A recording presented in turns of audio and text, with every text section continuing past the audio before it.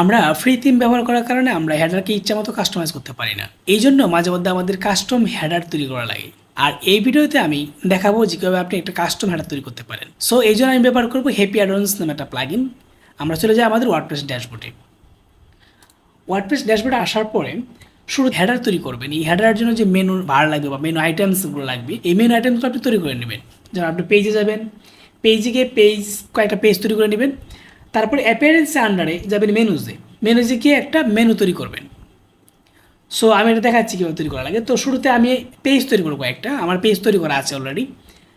তারপরে অ্যাপিয়ারেন্সে যাব, অ্যাপিয়ারেন্স যাওয়ার পরে মেনুতে যাব। সো আমার অলরেডি একটা মেনু আছে এখানে, যেমন মেইন নামে একটা মেনু আছে। এই মেনু আন্ডারে আমি কতগুলো পেজ এখানে রেখেছি। সো আমি আরেকটা মেনু তৈরি করবো। সাপোজ আমি নতুন করে ক্রিয়েট করতেছি একটা মেনু। আমি এই মেনু নাম দেব যে নিউ মেনু। ওকে, নিউ মেনু ক্লিক করার পরে এটা আমি চাচ্ছি এটা কোন জায়গায় শো করবে, এই মেনুটা হেডারে না ফুডারে না সব জায়গায় শো করবে। সো আমি চাই এটা হেডারে শো করুক, ফুডারে শো করুক। ওকে,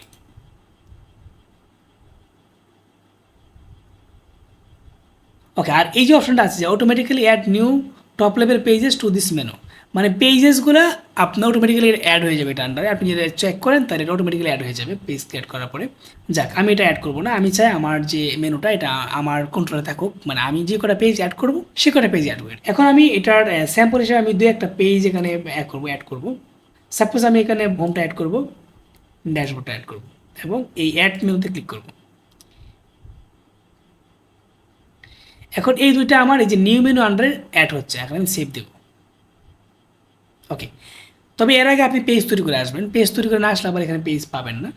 ওকে, এখন আমি চলে যাব প্লাগইন সেকশনে। প্লাগইন সেকশনে গিয়ে আমি অ্যাড নিউ প্লাগইনে ক্লিক করব। ওকে, অ্যাড নিউ প্লাগইনে আসার পরে আমি এখানে সার্চ করবো হ্যাপি অ্যাডন্স। এটা স্পেস দিলেও হবে, স্পেস না দিলেও হবে, হ্যাপি অ্যাডন্স লিখে সার্চ করবেন। এই হ্যাপি অ্যাডন্স লিখে সার্চ করলে শুরুতে যে অপশনটা আছে হ্যাপি অ্যাডন্স ফর এলিমেন্টর, আমরা এই প্লাগইনটা ব্যবহার করব আমাদের কাস্টম হেডার তৈরি করার জন্য। আমি অলরেডি এটা ইনস্টল করেছি এবং অ্যাক্টিভেট করে ফেলেছি। আপনি এখানে ইনস্টল করবেন এবং অ্যাক্টিভেট করবেন। ওকে, তারপর চলে যাবেন ড্যাশবোর্ডে। ড্যাশবোর্ডে আসার পরে বাম পাশে হ্যাপি অ্যাডন্স নামে একটা অপশন দেখতে পাবেন। আমার কার্যর এখন যেখানে আছে দেখুন যে হ্যাপি অ্যাডন্স নামে একটা অপশন এখানে শো করছে। তারপরে এই হ্যাপি অ্যাডন্স এর আন্ডারে আমরা থিম বিল্ডারে ক্লিক করব। ওকে, আমি চলে আসলাম আমার থিম বিল্ডারে। এখান থেকে আমি তৈরি করতে পারি আমার হেডার, ফুডার, সিঙ্গেল পেজ অথবা আর্কাইভ, উপরে যে অপশনগুলো। আমি এখন অ্যাড নিউতে ক্লিক করব। অ্যাড নিউতে ক্লিক করার পর আমাকে বলতেছে এখানে দুটো অপশন আছে যে আমি এর কী তৈরি করতে চাচ্ছি, আমি কি হেডার তৈরি করবো না ফুডার তৈরি করবো, এবং এটা নাম দেওয়া লাগবে। সো আমি এখানে সিলেক্ট করবো যে হেডার। আপনি যদি ফুডার তৈরি করেন সো ফুডার সিলেক্ট করবেন, আমি হেডার তৈরি করবো, হেডার সিলেক্ট করলাম। তারপরে এন্টার টেমপ্লেট নেম, মানে আপনি যে হেডার তৈরি করবেন এটা নাম কি দিবেন, নাম দিই, যেমন আমার একটা নাম দেবো যে নিউ হেডার। ওকে, নিউ হেডার দিয়ে আমি ক্রিয়েট টেমপ্লেটে ক্লিক করব। এখন আমার এলিমেন্টর যে প্যানেল, ওয়ার্কিং প্যানেলটা লোড হয়ে গেল। আমরা এই পেজে আমাদের হেডার তৈরি করব। ওকে, এখন হেডার তৈরি করার আগে আমি আগে বলেছি আপনি হেডার তৈরি করার আগে আপনার হেডারের কয়টা অংশ হবে। যে আমার ক্ষেত্রে হবে একটা লোগো অংশ, একটা হচ্ছে ন্যাপ বার অংশ। আপনি যদি মনে করেন যে না আপনার হেডারে 3টা অংশ হবে, তাহলে আপনি ওই অনুযায়ী স্ট্রাকচার নেবেন এখান থেকে। সো আমি নেব এখানে 2টা অংশ। ওকে, আমার স্ট্রাকচার হবে এটা যে এই পাশে থাকবে লোগো, এই পাশে থাকবে ন্যাপ বার। এখন এই পাশে প্লাস বাটনে ক্লিক করার পরে আমি এখানে চলে যাব বাম পাশে গিয়ে আমি লিখব যে লোগো লিখব। লোগো লিখে যখন সার্চ করছি, উইজার্ড সার্চ করলাম, তখন আমার কাছে 3টা অপশন এখানে শো করতেছে। আমি এখান থেকে এই যে সাইট লোগো নামে একটা অপশন আছে, এটা আমি এখানে ছেড়ে দেবো। ওকে, এখন ছেড়ে দেওয়ার পরে অটোমেটিক্যালি আমার একটা লোগো চলে আসছে, এখানে বিদ্যালয়.org একটা লোগো চলে আসছে। যেহেতু আমি আমার এই ওয়েবসাইটে আগে একটা লোগো সেট করে রেখেছিলাম, সো এটা চলে আসছে। আপনার ক্ষেত্রে এরকম একটা ব্ল্যাঙ্ক দেখাতে পারে। সো এই ক্ষেত্রে আপনি আপনার লোগোটা চুজ করে দিবেন। আর আমার এই লোগোটা সাইজ হলো 120 পিক্সেল বাই 60 পিক্সেল, মানে 120 পিক্সেল উইথ আর 60 পিক্সেল হলো হাইট। আপনি এই টাইপ এটা রাখতে পারেন, এই টাইপে রাখলে মোটামুটি কাস্টম হেডারে খুব সুন্দর লাগে। বা আপনি চাইলে 200 বাই 80 করতে পারেন, সমস্যা নেই। ওকে, আমার লোগো সেট করা শেষ। এখন আমি চলে যাবো আমার এই পাশে প্লাস বাটনে ক্লিক করে আমি আমার এই বাম পাশে সার্চ উইজেটে গিয়ে আমি সার্চ করব ন্যাপ বার। ন্যাপ লিখলে হবে। তারপর দেখুন যে ন্যাপ মেনু নামে একটা অপশন আছে এখানে, আমি এইটা ড্র্যাগ করে এখানে ছেড়ে দেব। এখন এই পাশে দেখেন যে navigation menu, please select menu লেখা আসছে, কারণ আমি এখনও বলি নাই যে এখানে কোন মেনুটা শো করবে। সো আমার এখন বাম পাশে দেখেন যে অপশন আছে যে ন্যাব মেনু, এর আন্ডার হচ্ছে সিলেক্ট মেনু। এখন আমরা ক্লিক করলে আমার দুইটা মেনু শো করবে। আর মেইন মেনু যেটা, এটা আমার সাইটের মেইন মেনু, আমি যেটা আগে ব্যবহার করছি, আমার সাইটে এক্সিস্টিং আছে এখন। আর যেটা শো করতেছে পরে একটা, এটা হচ্ছে নিউ মেনু, যেটা আমি ক্রিয়েট করছি মাত্র এখন টেস্টিং পারপাসে।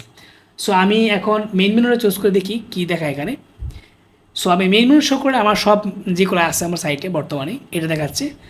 আর ন্যাব মেনু, নিউ মেনুতে ক্লিক করলে দুইটা অপশন দেখাচ্ছে এখানে, কারণ হোম আর ড্যাশবোর্ড আমি নতুন এই দুইটা পেজে আমি নতুন একটা মেনু ক্রিয়েট করেছি। সো আপনি এখন সেভ দিলে এটা সেভ হবে, কিন্তু পাবলিশ হবে না। পাবলিশ কীভাবে করবেন, এই পাশে থাকা এই যে সেভ অপশন নামে একটা অপশন আছে এই পাশে সব ডান পাশে কোনায়, আপনি এখানে ক্লিক করবেন।